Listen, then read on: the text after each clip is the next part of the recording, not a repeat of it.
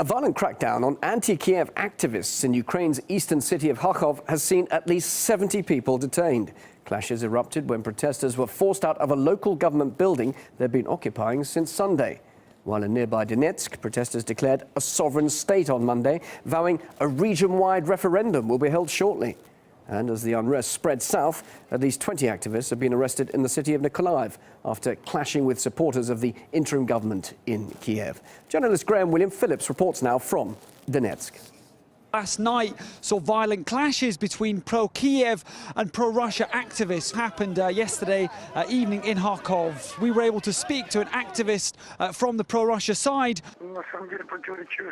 Some Ukrainian media have been showing Molotov cocktails thrown at the building, saying that it was us activists who provoked the conflict.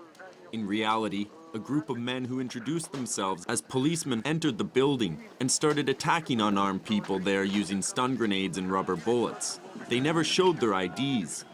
There are many injured among us. They pushed us out, but that's when we made Molotov cocktails and threw them inside, trying to smoke them out. But unlike them, we never attempted to hurt them. We were aiming for the walls.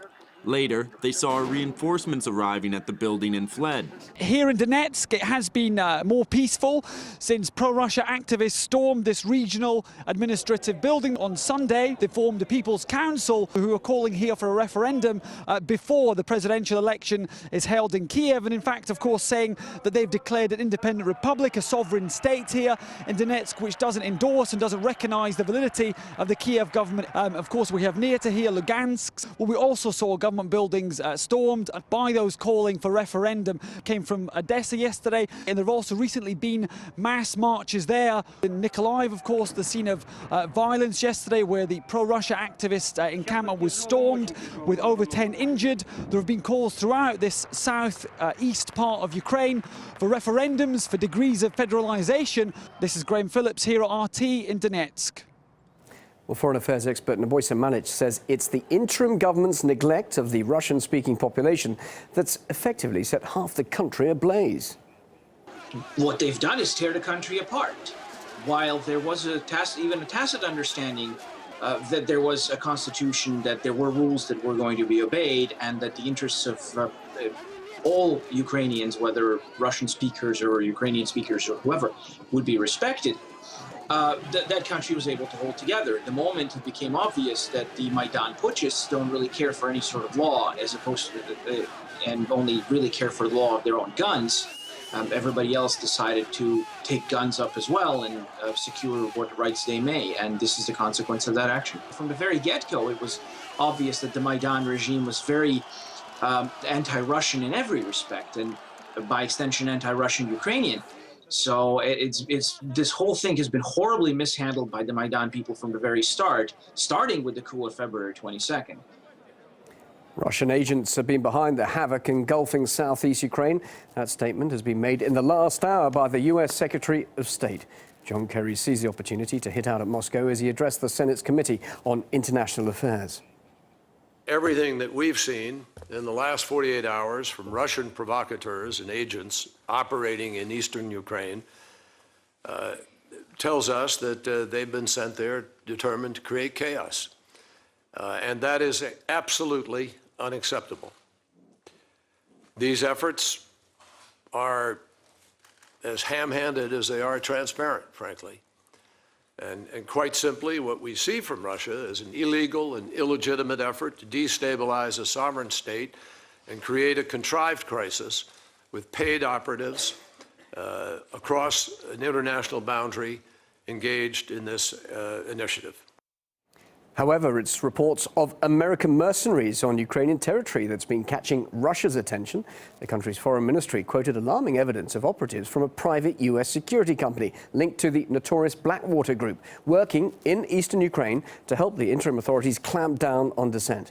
Meanwhile, according to Kiev, all those detained in the unrest are Ukrainian citizens.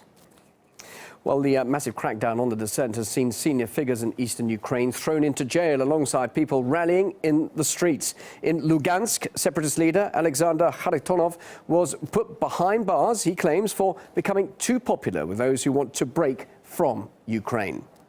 His arrest came after Pavel Guborov, who was chosen as governor by members of the public in the city of Donetsk, was also jailed.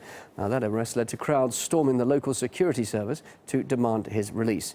RT spoke to Guborov's wife about what happened. At a meeting on the 1st of March, over 50,000 people took to the streets and chose my husband Pavel as people's governor after he had voiced concerns which had been boiling up inside them for a long time. He took the people with him. First, we were trying to hold constructive dialogue with the authorities, but they ignored us. His arrest was not unexpected. First, we received threats to our family. After that, they tried to bribe him. But he's not that kind of man. It's not about the money when our history, our destiny are at stake. Naturally, the next step was to get rid of a popular leader. But the very same day, people stood up and surrounded the security service of Ukraine, blocked buses and airports. But unfortunately, they couldn't prevent what I would call an abduction. Meanwhile, authorities say they need to maintain order against what they call a Russian plot to dismember Ukraine. But investigative journalist Neil Clark says the new leaders in Kiev are now showing their true colours, and all that while the West watches quietly from the sidelines. These are the people in Kiev who came to power through violence. They toppled a democratically elected government through force. And now they are putting people in prison for protesting in the east of the country. You know, people have the right to protest peacefully. That's what they're doing in eastern Ukraine. And yet they're being dealt with violently. They're being put into prison. And so I think that double standards are absolutely glaring. And where are the Western leaders on this? I mean, the Western leaders who give all these grand lectures about democracy, they have supported a violent, undemocratic coup in Ukraine. And now those very people who took power violently are now repressing dissent in Ukraine violently themselves. And yet we hear no condemnation from William Hague or from the US. And I think that the hypocrisy here is there for everybody to see. Meanwhile, today's session of the Ukrainian parliament has once again proven the power of firm fists over words. You're sending armed men to fight against those who wanted to defend their rights peacefully. Today, you're arresting people and doing everything to frighten them. You're cracking down on any form of dissent. Get out. Get the hell out of here. So this is what happened to lawmakers from Ukraine's east who dared to show up on the radar after the February coup. The man who was forcefully taken off the stand is Donetsk-born Pyotr Simonenko, the head of the Communist Party. As you can see, his accusations that the interim government is causing chaos in the country seem to have fallen on deaf ears. Meanwhile, Russia's foreign minister says Moscow is ready for direct talks with Kiev, but only if all parts of Ukrainian society are involved. It's not just the government, but all Ukrainian people that need to be spoken to, and leaders of political parties in the country that represent all the major groups in Ukrainian society need to be involved. There has to be inclusive constitutional reform, allowing the interests of all people in Ukraine to be represented.